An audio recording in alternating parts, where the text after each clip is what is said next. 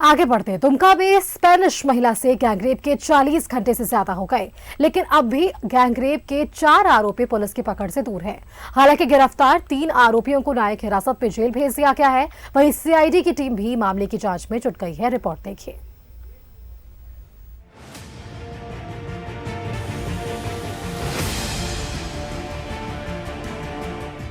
आखिर कहां है दुमका के दरिंदे?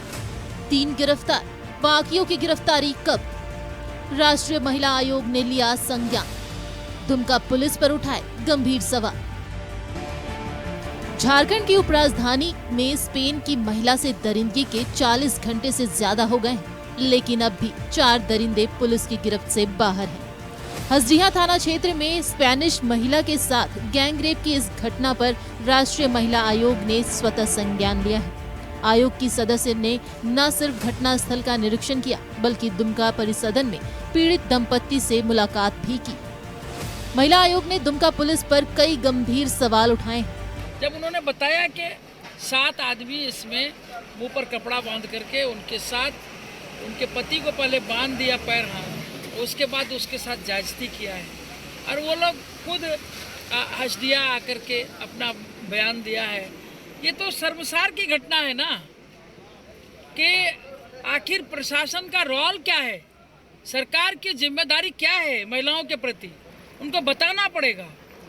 और ऐसे नहीं चलेगा कि रोज दिन दुमका में, आए दिन पूरे झारखंड में, अब चाईबासा लीजिए, पलामू लीजिए, दुमका लीजिए, पाकुड़ लीजिए, गोड्डा लीजिए, सारा झारखंड की महिलाएं शर्मसार है। और इस घटना से पूरी देश और विश्व की महिलाएं शर्मसार हुई है, ये मैंने मांग किया है। दुमका में स्पेन से आई सैलानी से गैंगरेप, पति को बंधक बनाकर सामूहिक दुष्कर्म, 7 युवकों पर गैंगरेप का आरोप, 3 गिरफ्तार, बाकी 4 आरोपी अब तक पुलिस की गिरफ्त से बाहर।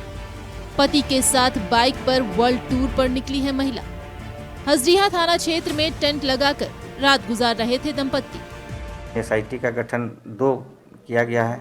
एक जो अनुसंधान में कैसे केस डायरी लिखें, कैसे एविडेंस को कलेक्ट करें, इसके लिए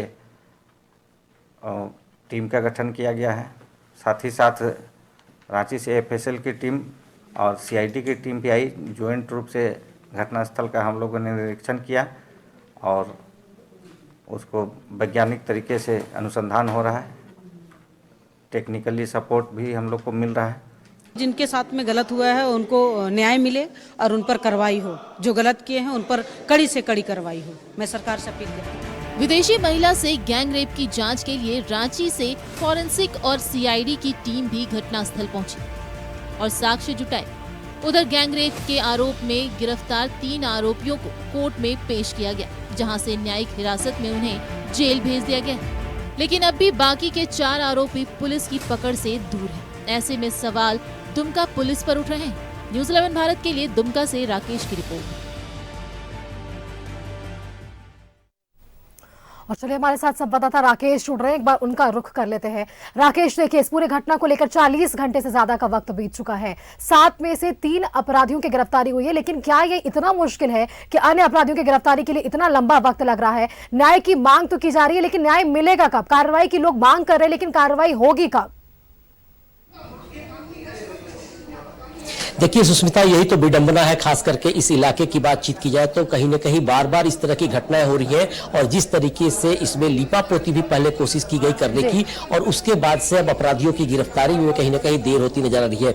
एक नया डेवलपमेंट सामने आया है कि जिस तरीके से 3 को जेल भेजा गया है, और इसके बाद से जो भुक्तभोगी महिला है उसने अपने सोशल हैंडल पे ट्वीट किया है, और साथ साथ इंस्टाग्राम पे भी ट्वीट किया है। उसमें तमाम बाइकर्स लोगों से अपील की है, जो एसोसिएशन है इनका राष्ट्रीय स्तर पे और अंतर्राष्ट्रीय स्तर पे, उनसे अपील की है कि उनके साथ क्या कुछ हुआ है, और सारी बातों को उन्होंने अपने सोशल हैंडल पे शेयर भी किया है। तो उसके बाद से तमाम जगहों से प्रतिक्रियाएं आ रही हैं, पूरे देश से भी और विदेशों से भी कुछ प्रतिक्रियाएं आने की बात कही जा रही हैं। तो साफ तौर पर लगता है कि ये पूरा मामला आने वाले समय में सुर्खियों में दिखाई पड़ सकता है। और जिस तरीके से संथाल परगना में इस तरह की कुछ घटनाएं पहले भी हुई हैं, जिसको लेकर कई सवाल खड़े होते जा रहे थे, तो आज भी वो सवाल बरकरार है, चाहे वो पुलिस प्रशासन की बात की जाए या सरकार की बातचीत की जाए। तो फिलहाल की बातचीत की जाए तो निश्चित तौर पे पुलिस का कहना है कि उनकी कार्रवाई हो रही है, लेकिन जिस तरीके से इसमें देरी हो रही है उसको लेकर जहां सवाल भी खड़े हो रहे हैं और कई तरह की चीजें नई सामने आ सकती हैं। जी बिल्कुल राकेश, देखिए ना सिर्फ दुमका की बदनामी हुई है, झारखंड की बदनामी हुई है, देश की बदनामी हुई है, क्योंकि विदेशी मेहमान यहाँ आए थे और उनके साथ ये दुष्कर्म बेहद शर्मिंदगी की खबर है जिस पर हम लगातार कल से चर्चा कर रहे हैं, लेकिन सिर्फ चर्चा ही हो रही है। इस पर देखिए राष्ट्रीय महिला आयोग ने भी स्वतः संज्ञान ले लिया, वहां से अधिकारी पहुंचती हैं और यहाँ उन्होंने, जब हम उनकी बाइट सुन रहे थे तो उन्होंने साफ तौर पर कहा है कि सरकार की तो जवाबदेही बनती है ना कि उन्होंने आखिरकार महिलाओं की सुरक्षा के लिए अब तक क्या कुछ कदम उठाया है। अगर दुमका विशेष की बात करें तो दुमका को लेकर भी लगातार उस पर सवाल खड़े हो रहे हैं। राकेश,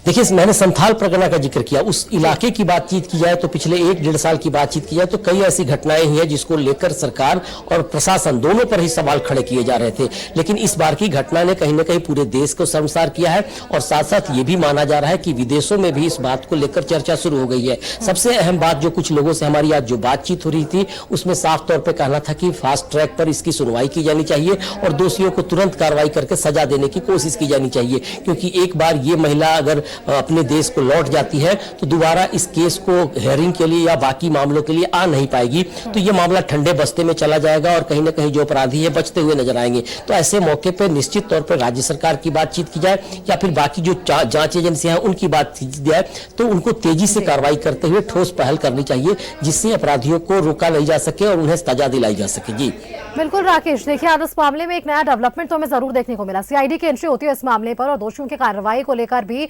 सवाल कई खड़े होते हैं, लेकिन एक सवाल और भी है, सरकार क्या कुछ कर रही है इस पूरे मामले को लेकर के?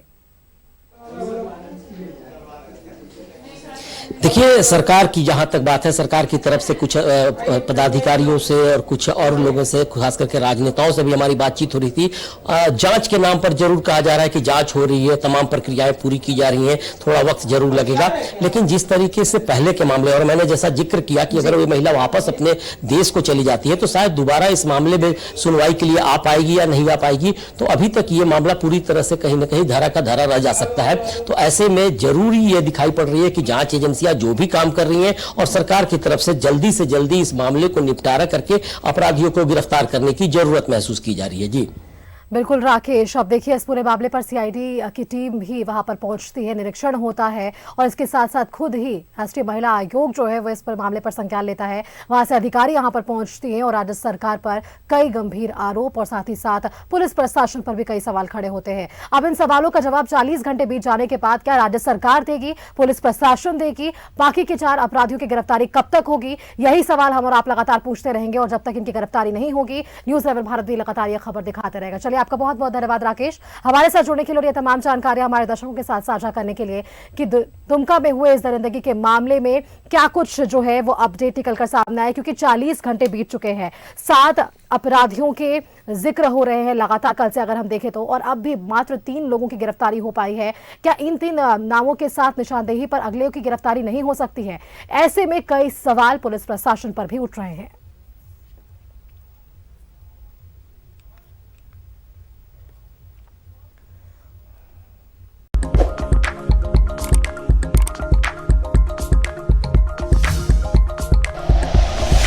Like and share videos, subscribe करें हमारा चैनल और प्रेस करें बेल आइकॉन। न्यूज़ 11 भारत, सच है तो दिखेगा।